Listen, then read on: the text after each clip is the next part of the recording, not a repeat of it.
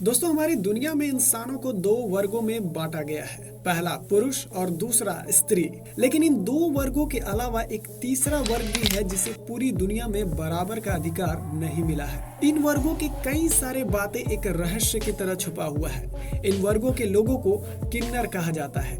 ये ज्यादातर शादी विवाह या किसी के यहाँ बच्चे जन्म होने पर या तो ट्रेन में पैसा मांगते देखा गया है। आपको बता दें कि किन्नर हमेशा शुभ मौकों पर आते हैं और आशीर्वाद देते हैं, उसके बदले वो कुछ पैसे लेकर चले जाते हैं। पुराने जमाने से यह सभ्यता चलते आई है कि किन्नर का दुआ और बद्दुआ दोनों हमारे जीवन पर असर करता है। बात करें इनके जेंडर की तो ये ना तो पुरुष होते हैं और ना ही स्त्री।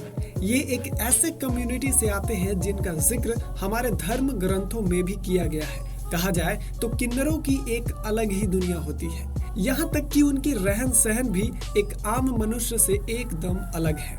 आज की इस वीडियो में हम बताएंगे किन्नरों से जुड़ी रहस्यमयी और उनके बारे में कुछ अजीबोगरीब रोचक बातें। तो बिना किसी देर के आइए शुरू करते हैं। लेकिन उससे पहले फ्रेंड, अगर आप इस चैनल पर नए हैं तो प्लीज हमारे चैनल को सब्सक्राइब कर ले, साथ में घंटी भी दबा दे ताकि आने वाली नई वीडियो की नोटिफिकेशन आपको मिलती रहे। दोस्तों, इन जैसे इंसानों को आम भाषा में किन्नर या हिजड़ा कहा जाता है, जिसमें हिजड़ा उर्दू शब्द है, वही किन्नर एक हिंदी शब्द है। और आपको बता दें कि किन्नर एक जाति का भी नाम होता है जो हिमालय के किन्नौर जिले में रहते हैं। उन लोगों की भाषा किन्नौरी होती है। चूंकि ये लोग भी इंसान हैं, तो सरकार ने इन्हें सम्मान के साथ जीने के लिए इन्हें थर्ड जेंडर कम्युनिटी में डालने की सोची, जिसके बाद देश भर में रह रहे 60 लाख किन्नर को थर्ड जेंडर के समूह में शामिल किया गया। इस सम्मान के लिए किन्नर वर्षों से समाज के साथ लड़ाई लड़ रहे थे, क्योंकि पहले के जमाने में किन्नरों को ज्यादा सम्मान नहीं दिया जाता था और तो और उनसे लोग काफी भेदभाव भी रखते थे। दोस्तों, किन्नरों का इतिहास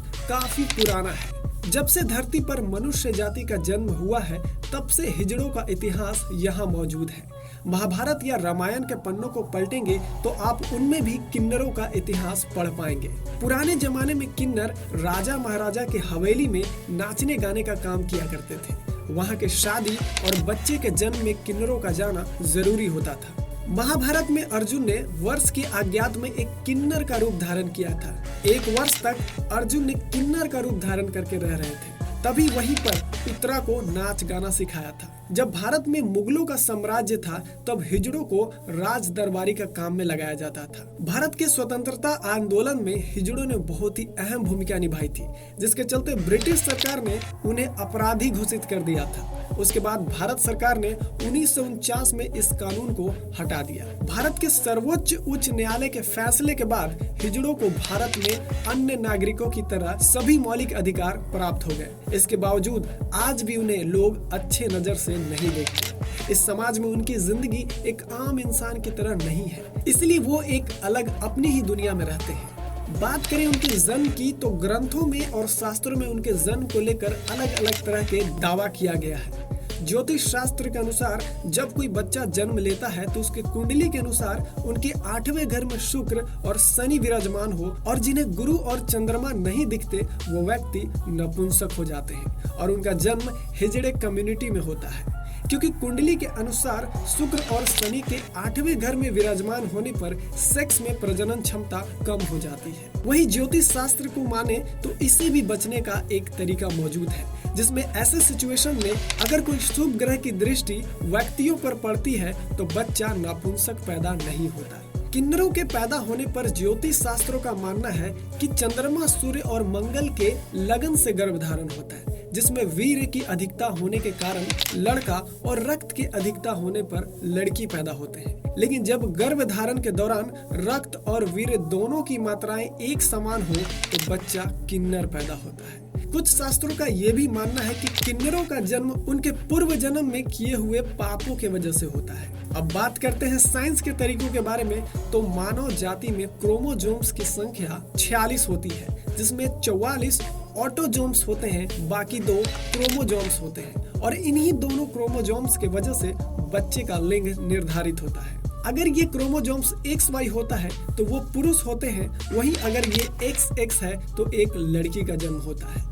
इसके अलावा मनुष्यों में XXX, XYY क्रोमोजोम्स भी होते हैं, जिसे क्रोमोजोम्स डिसऑर्डर कहते हैं, जिसके आम भाषा में किन्नर या हिजड़ा कहा जाता है। जब एक बच्चा माँ के गर्भ में पल रहा होता है तो कभी कभी उसके शरीर में क्रोमोसोम्स डिसबैलेंस हो जाते हैं, जिसके वजह से बच्चे का जन्म एक किन्नर के रूप में हो जाता है। आज पूरे वर्ल्ड में किन्नरों या हिजड़ों का संख्या में कमी आ रही है, जिसका वजह है मेडिकल साइंस, जिसे बच्चों के जन्म से पहले ही ये पता लगा लिया जाता है कि होने वाला बच्चा कहीं किन्नर तो नहीं।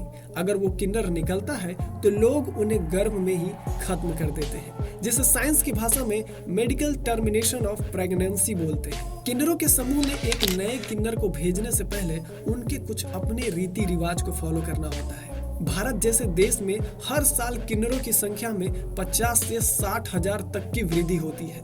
किन्नरों की कुल संख्या में 90% हिजड़े ऐसे हैं जो जन्म से किन्नर नहीं है, बल्कि उन्हें किन्नर बनाया गया है। बात यह है कि इनके समूह वैसे लोगों को खोजबीन में जुटे हुए रहते हैं जिस लड़के का चाल ढाल लड़कियों के जैसा हो। उसके बाद उनके ब्रेन वॉश करते हैं और उन्हें एहसास दिलाते हैं कि वो आम लोगों से अलग है। अगर वो लड़का उनके समूह में शामिल होने के लिए हाँ कर देता है तो उसे समूह में लाने से पहले उसके प्राइवेट पार्ट को काट दिया जाता है, जिससे इनके लड़का होने का कोई सबूत ना रह सके। साथ में ही उन्हें कुछ ऐसी दवाइयां दी जाती है जिससे उनके हार्मोनल छाती का विकास हो, ताकि वो लड़कियों की तरह दिख सके। किन्नरों के रूप में जन्मे बच्चों को उनके माता पिता खुद ही किन्नरों के समूह में छोड़ आते हैं, या कभी कभी किन्नर उन्हें खुद लेकर चले आते हैं। अब बात करें किन्नरों के विवाह के बारे में तो इनका भी समाज में शादियां होती है, लेकिन इनकी शादियां सिर्फ एक दिन तक के लिए होती है। किन्नरों की देवता की बात करें तो वो अरावन की पूजा करते हैं, और इन्हीं से किन्नर सिर्फ एक दिन के लिए शादी करते हैं और अगले दिन खुद को विधवा मानकर रोने लगते हैं। अब शायद आप सोच रहे होंगे कि ये अरावन कौन है।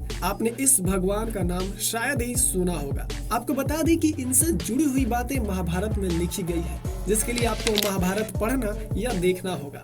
अगर कोई किन्नर मर जाता है तो इसके लिए हिजड़े रोते नहीं है, बल्कि वो खुशियां मनाते हैं। उनका ये सोचना है कि मर जाने के बाद उनके इस नरक समाज से मुक्ति मिल गई है। आपने कई लोगों का शव यात्रा देखी होगी, लेकिन दावा है कि आपने कभी भी एक किन्नर के मर जाने के बाद उसका शव यात्रा नहीं देखी होगी। आखिर ऐसा क्यों है? मरने के बाद किन्नरों के लाश का क्या होता होगा? आपको बता दें कि किन्नरों का अंतिम संस्कार काफी गुप्त तरीकों से किया जाता है।